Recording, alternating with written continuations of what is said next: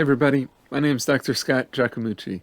I'm a group work practitioner, educator, and researcher in Pennsylvania. And I wanted to create a simple little video here to talk about the different phases of group development. So this is really core and foundational theory and way of conceptualizing group process. An understanding of group developmental phases is really essential for anybody that's facilitating groups of any kind. So these different phases of group development, they apply they apply to task groups if you're leading organizations or leading projects.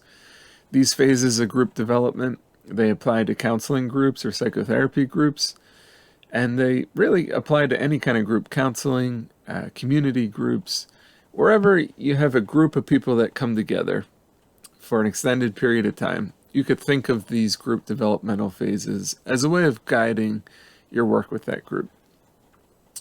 So there's different language that we use to articulate and label these different group developmental phases. And the different ways of labeling these phases emerge from the different mental health professions. So there's a framework and different terms used for each of these phases that come from a psychology tradition, one from a counseling tradition, one from a psychiatry tradition, and another from a social work with groups tradition. So as a social worker, I'm going to focus more so on the social work language for these terms, partially because it's most congruent with my professional identity, but also because I think it's the simplest way of thinking about these phases. So in the social work tradition, we have 4 different phases. We have the pre-group planning phase, or the initial phase. Then we have the beginning phase of the group, the middle phase, and finally the ending phase. So 4 phases. If you took a group counseling course in grad school, or you read Yalom's famous group therapy text, you probably heard these phases described or articulated as forming, norming, storming, performing, and adjourning. I think it's much more catchy to use that language.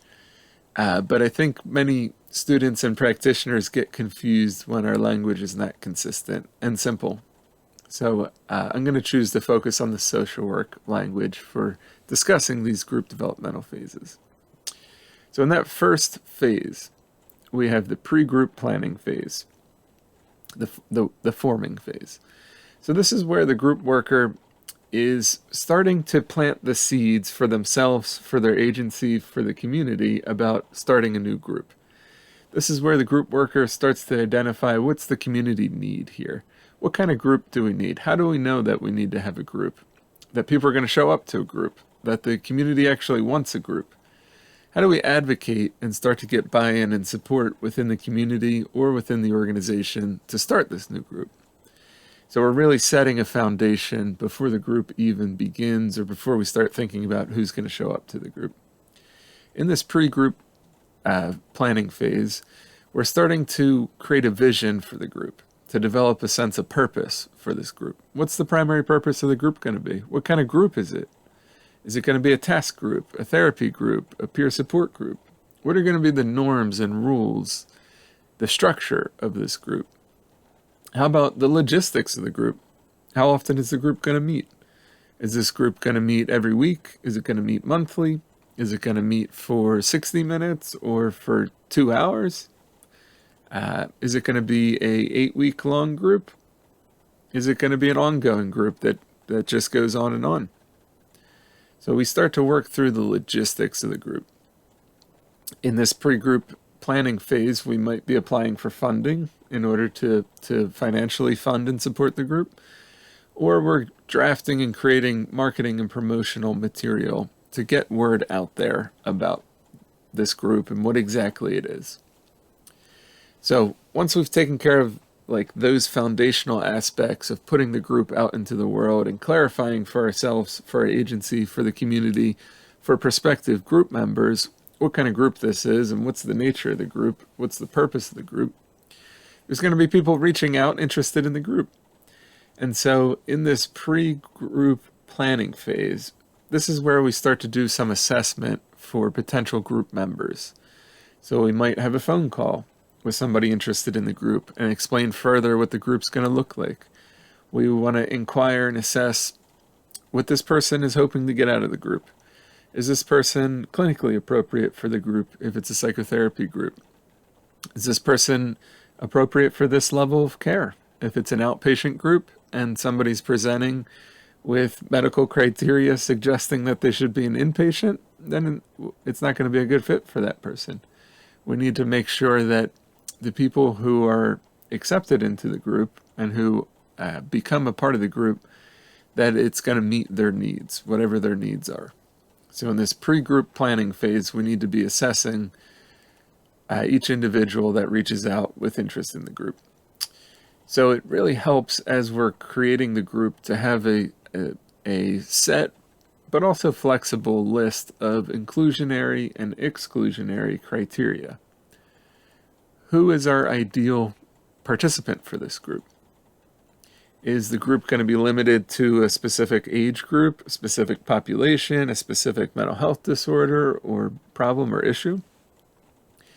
Are we going to exclude people from the group for different things, such as if they are suicidal, if they're actively abusing drugs or alcohol, if they're actively engaged in other addictive behaviors, if they're on certain medications, if they don't have any experience with therapy, or they don't have an individual therapist yet. Some groups might benefit by having a rule or a norm that requires everybody to be in individual therapy, such as if we're going to do a trauma-focused psychotherapy group, in order to preserve the safety and ensure the safety of each person in the group, might be a good group norm or rule to require that everybody also be in individual therapy so they can process in between sessions anything that comes up for them during the group. There could be a variety of different reasons to include or exclude group members, and this is going to be unique to the group that you're creating. So in this pre-group planning phase, we need to really assess appropriateness for group. And this can be something that it can be really difficult for many group workers, therapists, counselors, practitioners, professionals in general. The idea of turning someone away from a group. Now, as professionals, we got into this field to help others, and it can feel uncomfortable or even contradictory to exclude somebody from the group. What I found in my career is that this pre-group planning and assessment, inclusionary, exclusionary process is really one of the most underrated and most important aspects of setting a group up for success, especially when we're doing trauma work. So what I found early on in my career, when I wanted to include everybody in the group no matter what, was that I ended up with people in very different places in their recovery, very different places in terms of psychoeducation, very different places in terms of their ability to regulate emotions, their ability to tolerate distressful stories or experiences or distress in general, different places in psychiatric and emotional stability, very different places in terms of social support. And this led to really chaotic experiences facilitating groups, that everybody was in a different place. That some people in the group were ready to go deep and they had the self-soothing capacity, the ego strength, the social support, psychoeducation, and coping skills, and they were ready to go deeper and do trauma processing. Whereas other people in the group, they didn't have that foundation of social support in their life yet. They didn't have the psychoeducation about trauma yet. They didn't have the ego strength or self-soothing capacities, which would have made it even unsafe or harmful for them to be in a group where we started doing trauma processing. So this is one simple clinical reason to have strong inclusionary and exclusionary criteria when you're starting groups. Again, this is what I've found to be one of the most important aspects of starting a new group in terms of setting the group up for success and in terms of preventing re-traumatization of group members. And again, I just want to validate that this can be a really tough aspect for us as professionals in having a boundary and referring somebody out who's interested in our group. sending them to another group or suggesting another service that might better meet their needs than what this group is designed to do. Sometimes we work in agencies where we don't always have the autonomy or the power to do that, and we're forced to work with whoever the agency assigns to our caseload.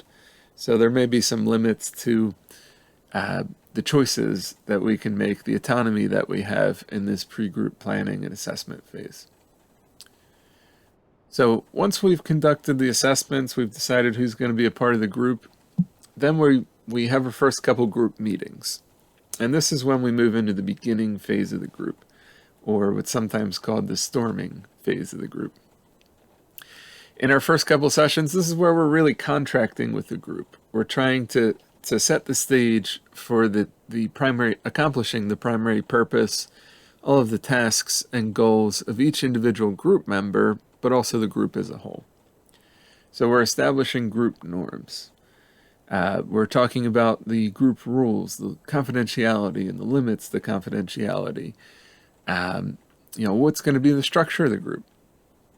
Is it going to be an open process group? Are we going to allow people to have relationships outside of the group if they're in the group together? What are going to be the norms about sharing in the group, about giving feedback in the group, about challenging others in the group? Norms around physical touch, which are especially important in trauma-focused groups. Norms and rules about respect, or about, in this day and age, sometimes we have to follow agency rules about the pandemic and COVID-19 safety precautions. So this is where we're really working through what are the norms, the rules in the group. Of course, some of the norms are going to be conscious and explicit and talked about, but there's also unconscious and implicit norms that start to get established from the very first meeting.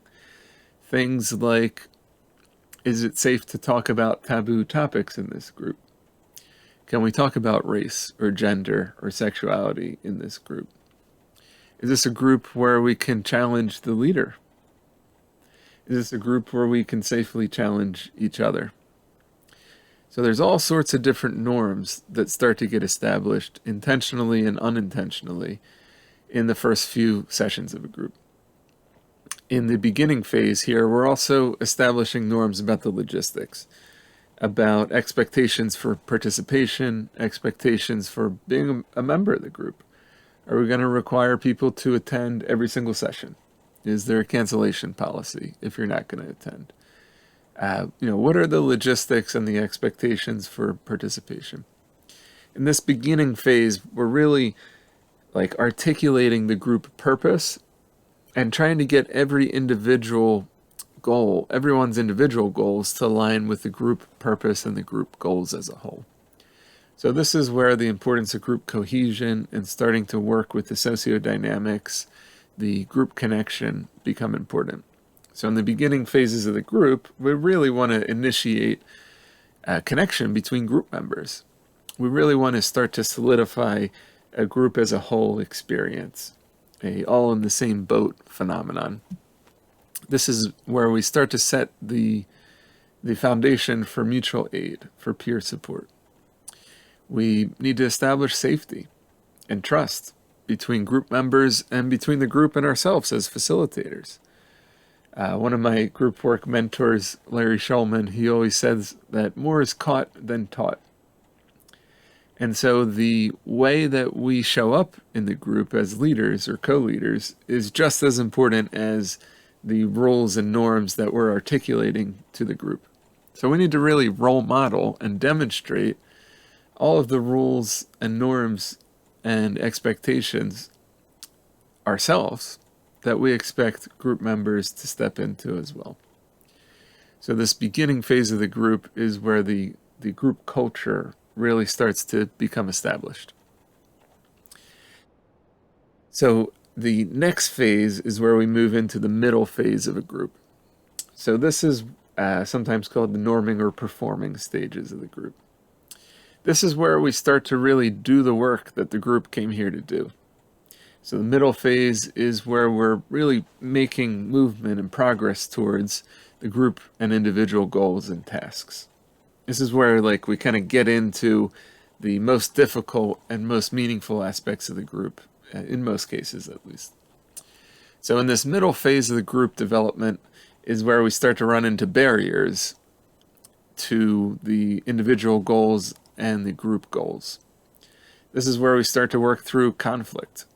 This is where we have to address roadblocks to achieving the primary purpose of the group.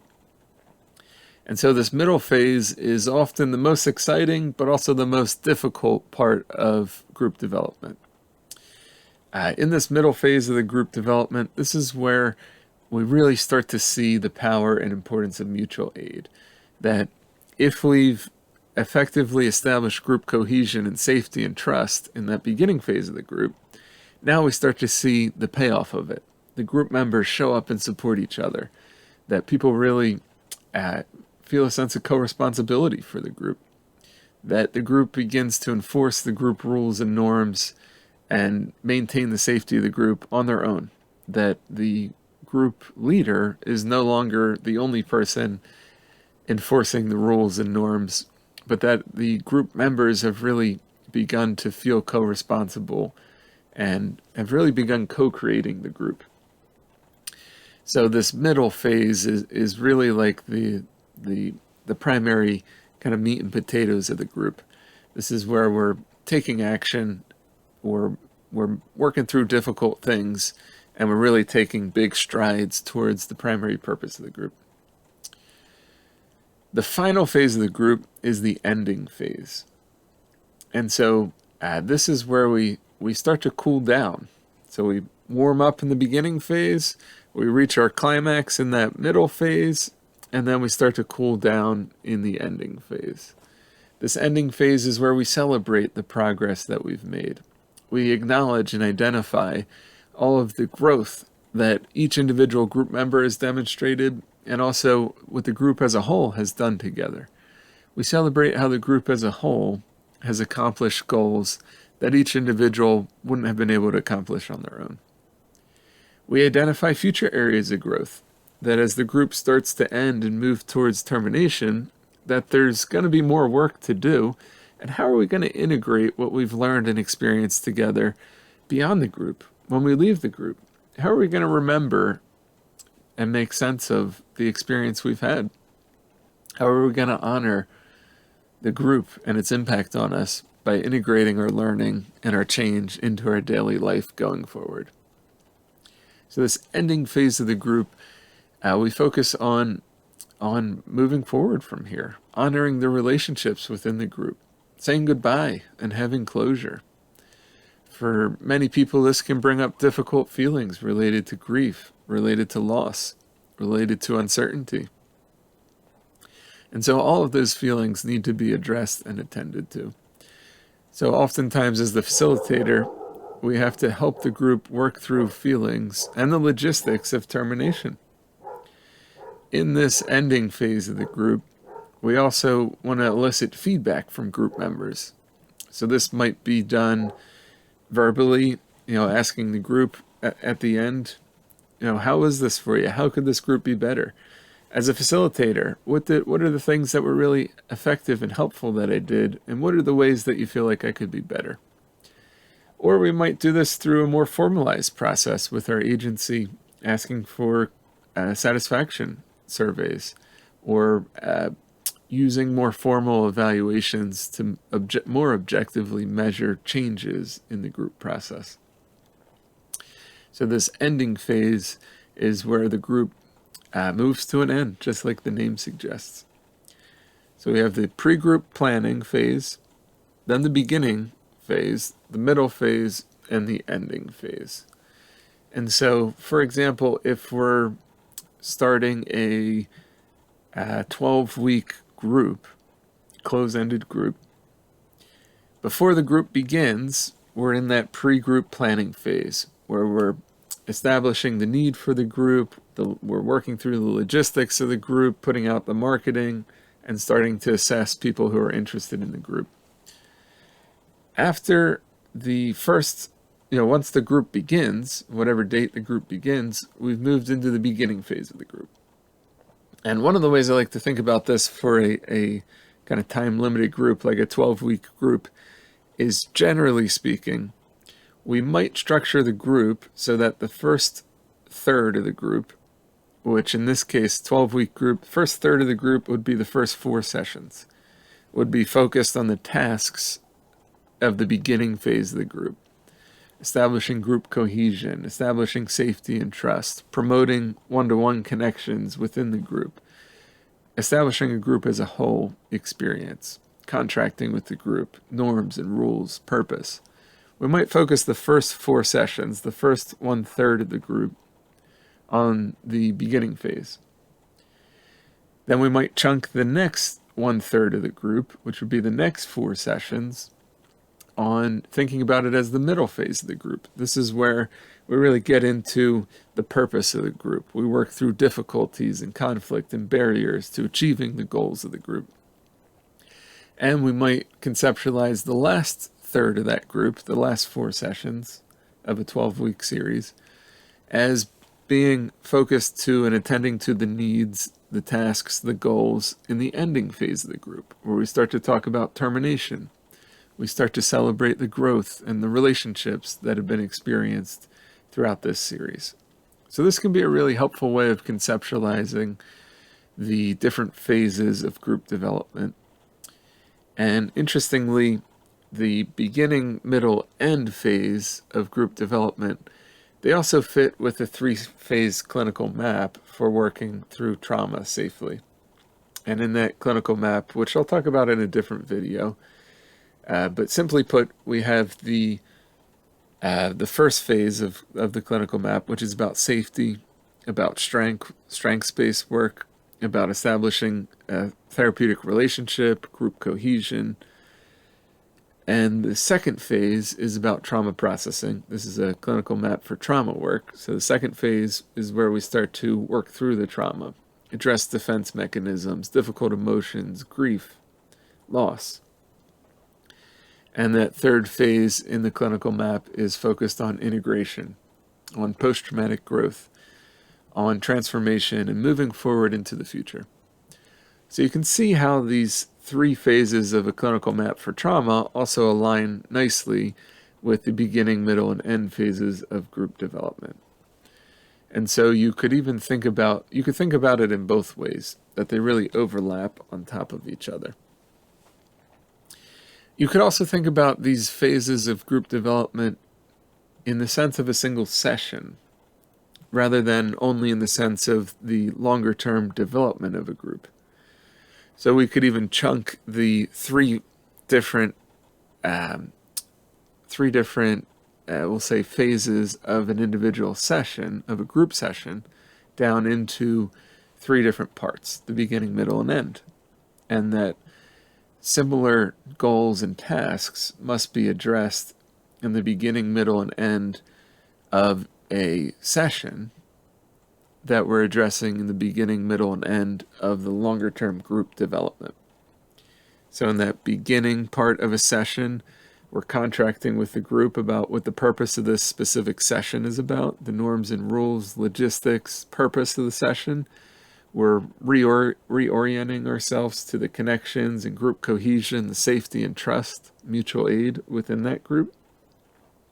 In the second part of the session, this is the middle part of the session, this is where we really get down to business. What was our purpose for this session? And let's really start to take action towards our goals individually and collectively for this specific session. Now that safety connection has been attended to, we have a framework and a structure, a container for the session. Let's get into the purpose of the session. And then that third part of the session, the ending part of the session, this is where we start to acknowledge change and progress within the session, identify future areas of growth for future sessions, honor the connection that was experienced in the session, and start to logistically move towards closure. Make sure everybody's grounded before the session ends. Perhaps get some feedback or evaluate how the session went. And, of course, end the session. So you could think of these phases, the pre-group planning before the session begins, the beginning, middle, and end phases, in the context of not only the longer-term development of a group, but also in terms of individual sessions, group sessions. And of course, these group developmental phases are applicable in any group setting. So I like to conceptualize the development of my social work class or my counseling classroom through these developmental phases as well. That throughout the 14, 15-week semester, the length of the semester, that the class, the collection of students that are in my course, that together we're going through these developmental phases of the group. And I structure my syllabus accordingly. I also think about organizational groups in the same way, that in new organizations or new departments or new projects or committees that have been established in terms of task groups or within organizations, communities, that the group goes through these different phases of development as well.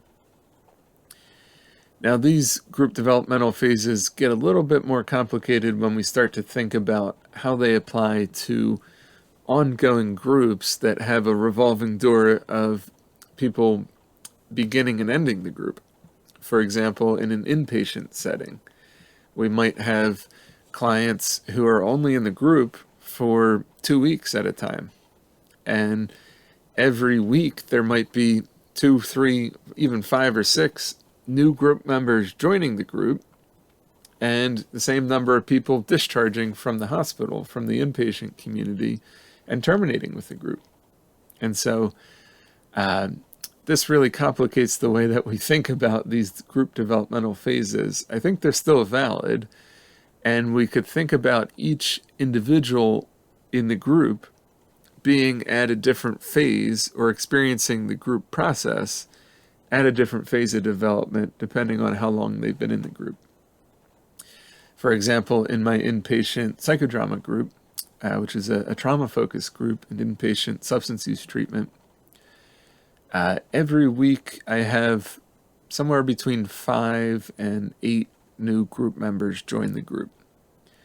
And every week I have about 5 to 8 group members who finish the group, who terminate with the group, and who discharge from inpatient treatment. And so on any given week, any given group session, I might have 5 group members who are there for the very first time. It's their first session in this trauma-focused psychodrama group. And so they're really, for them, it feels like they're in the beginning phase of their relationship with the group. I might have another 5 group members who have been in the group for a week now, and they've had a couple group sessions because the group meets twice a week. And they might feel like they're more in the middle phase of group development for themselves, because now they feel a sense of safety and connection with the group, even though there's new group members in it. They feel a sense of cohesion, a sense of comfort and familiarity with the group and with me as a facilitator. And then I might have another 5 group members who are more in the ending phase of group development in their relationship to the group, because they've been there for a couple weeks already, and they're starting to plan their discharge from inpatient treatment to take everything they've learned and experienced and bring it into their life, into the next level of care, into their ongoing treatment, recovery, and aftercare.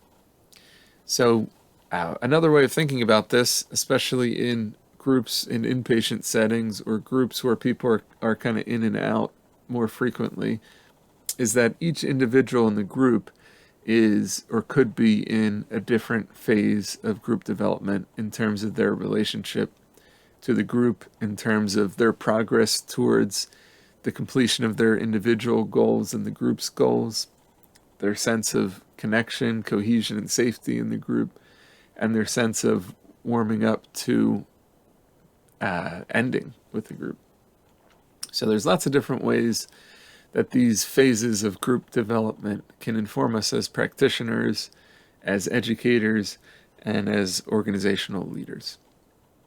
So if you wanted to read more about this, you could find some information on it in my textbook, which is available for free online. We'll put a link in the description below where you can access the textbook. It's called Social Work, Sociometry, and Psychodrama. And I also have another book coming out in March or April 2023 called Trauma-Informed Principles in Group Therapy, Psychodrama, and Organizations, that also gets a bit more in depth about group developmental phases if you wanted to learn more about this. Another good resource is the International Association of Social Work with Groups Standards for Practice. They really go through and outline all the different essential knowledge, skills, and competencies for group workers, and they break it down in terms of these different group developmental phases. So you can really learn more about that in their standards, which are available for free on their website. So I hope you found this video helpful. If there's other topics that you're interested in learning about, feel free to comment write a comment on this video. Let me know what you'd like me to cover in future videos.